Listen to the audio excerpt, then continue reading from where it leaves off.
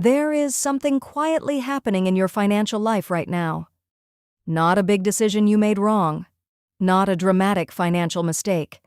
Something far smaller. Far more ordinary. And because of that, far more dangerous. Right now, today, there are invisible habits running inside your daily life that are quietly deciding your financial future without your permission. You did not choose them consciously. You did not design them deliberately. They formed quietly, over months, over years, and they have been running on autopilot ever since. In the next 7 minutes, I am going to show you exactly what those habits are, why they are almost impossible to notice, and what it takes to finally interrupt them. Because the most expensive financial mistakes you will ever make are not the ones you remember. They are the ones you never noticed. I want you to think about the last time you made a truly conscious financial decision. Not a big one, a small one. The last time you decided, deliberately, intentionally, exactly how you were going to spend the next $20. For most people, that moment is surprisingly difficult to remember because most financial decisions are not decisions at all. They are automatic responses. Behavioral patterns so deeply embedded in your daily routine that they execute without conscious thought. You reach for the card before you think about the price. You open the app before you consider whether you are actually hungry. You agree to the upgrade before you calculate whether it fits. You say yes before your financial mind has a chance to say wait. These are not moments of weakness. These are habits. And habits by definition do not require thought. That is exactly what makes them so financially powerful and so financially dangerous. Let me introduce you to a woman named Denise. Denise is 33 years old. She lives in Houston. She works in healthcare administration and earns a reasonable income. By most measures, Denise is doing okay. But Denise has a feeling she cannot quite shake. The feeling that no matter what she does, her financial situation never really moves. She is not in crisis. She is not dramatically struggling. But she is stuck. And she cannot understand why. Because when she thinks about her financial behavior, she cannot identify anything obviously wrong. No gambling, no reckless spending, no dramatic poor decisions she can point to. Just a quiet, persistent sense that the money passes through her life without building anything. And that feeling, that invisible financial stagnation, is one of the most common and least discussed financial realities in modern American life. Here is the first invisible habit quietly keeping people like Denise financially stuck. The approval spending habit. This is not about wanting luxury. This is about something far more psychological. Every time Denise has a difficult conversation at work, she buys something small afterward. Every time she feels overlooked or undervalued, something gets added to a cart. Every time social pressure builds, a purchase provides a brief moment of relief. She is not shopping for products. She is shopping for emotional regulation. And the connection between the emotional trigger and the spending response has become so automatic, so habitual, that she no longer notices the link between them. She just spends, and briefly feels better. And then the feeling fades, and the financial damage remains. Behavioral economists call this compensatory consumption. The use of purchasing behavior to restore a sense of control, value, or comfort after an emotional disruption. And studies show it is one of the most common invisible financial habits in modern life. Not because people are weak, because the emotional brain is faster than the financial brain. And habits that provide emotional relief become automatic faster than almost any other behavior. And this is the habit most people never notice. Because it does not feel like a financial habit. It feels like a personal preference, a small treat, a reasonable response to a hard day.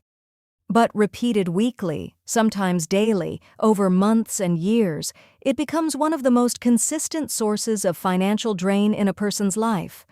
Not dramatic. Not obvious, just quiet, automatic, invisible. The second invisible habit is even more subtle. Financial avoidance. Not the dramatic kind where someone refuses to open their bills. The quiet kind. The kind where Denise simply does not check her account balance on Tuesdays. or Wednesdays, or most days unless something forces her to. The kind where she avoids thinking clearly about her finances, not because she is irresponsible, but because financial clarity feels emotionally painful. Because looking at the numbers means confronting the gap between where she is and where she wants to be. And that gap feels heavy.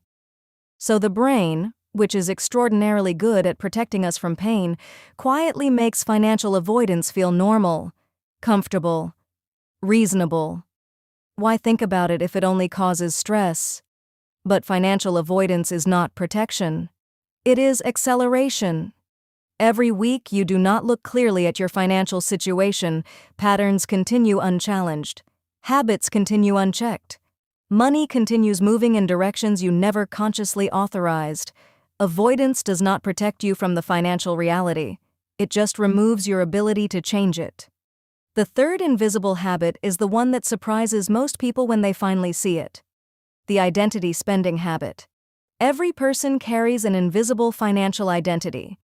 A story they tell themselves and others about who they are through the things they buy.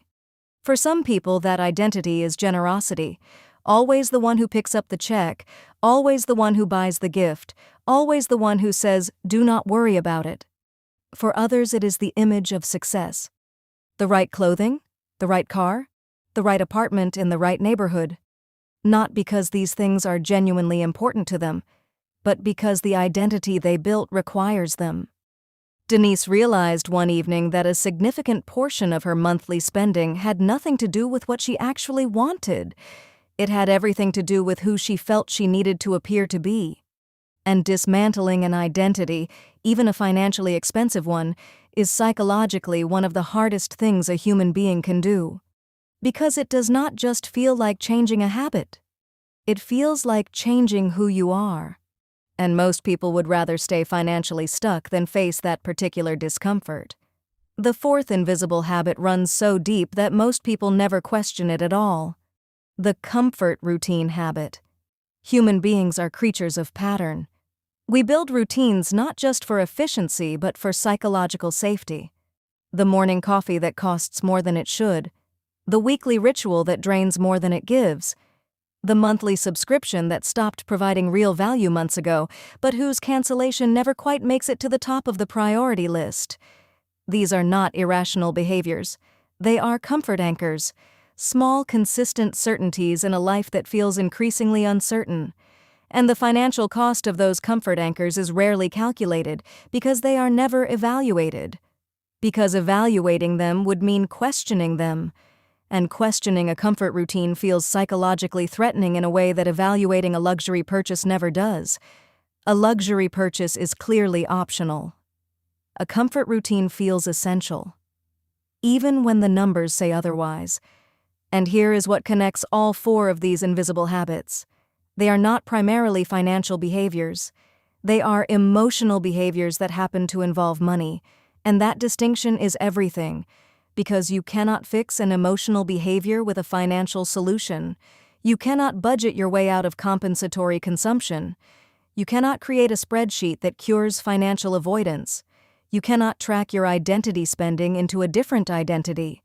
These habits require something that most financial advice never addresses. Awareness, not judgment, not punishment, not dramatic financial overhauls. Just the clear, honest, non-emotional act of seeing the habit for what it is, because the moment you name an invisible habit, it is no longer invisible. And a habit you can see, you can begin to interrupt. So what did Denise do? She did not go on a strict budget. She did not eliminate her comfort routines. She did one thing that changed how she related to her own financial behavior permanently. She started a simple weekly financial awareness practice. Every Sunday evening, 10 minutes, she reviewed the previous week's spending, not to judge herself, not to punish herself, simply to observe, to notice the patterns, to name the triggers, to see clearly what was actually happening in her financial life without the protective fog of avoidance. Within 3 months, without dramatically changing her income, without adopting an extreme budget, simply by seeing her habits clearly and consistently, Denise had identified and interrupted 3 of the 4 invisible patterns draining her finances. Not because she became more disciplined, because she became more aware. And awareness, applied consistently, is more powerful than discipline, because discipline requires constant effort. Awareness only requires looking. Your invisible habits are not character flaws. They are not evidence of weakness or irresponsibility. They are the result of a brain doing exactly what it was designed to do: automate behavior to reduce mental load and provide emotional relief. The problem is not the automation. The problem is that the automation has been running on outdated programming you did not consciously install. Programming that was shaped by stress, by emotional needs, by years of unexamined responses. And the moment you decide to examine it, to look at it clearly and honestly, you take back the authority over your own financial future. Not by being perfect, not by eliminating every emotional spending response forever, but by seeing it. Every single time you see it, you interrupt it. And every interruption is a financial decision made consciously instead of automatically. That is where financial change actually lives, not in dramatic transformations, in quiet interruptions of invisible habits, 1 week at a time. If this video named something you have felt but never been able to explain, subscribe right now. Every single week, I bring you the financial psychology education that explains why you behave the way you do with money, and how to change it at the behavioral level, not just the surface. And drop a comment right now and tell me honestly, which of these 4 invisible habits do you recognize most in your own financial life? Approval spending, financial avoidance, identity spending, comfort routines. Be honest, I read every single one, because Denise is not unusual. And neither are you.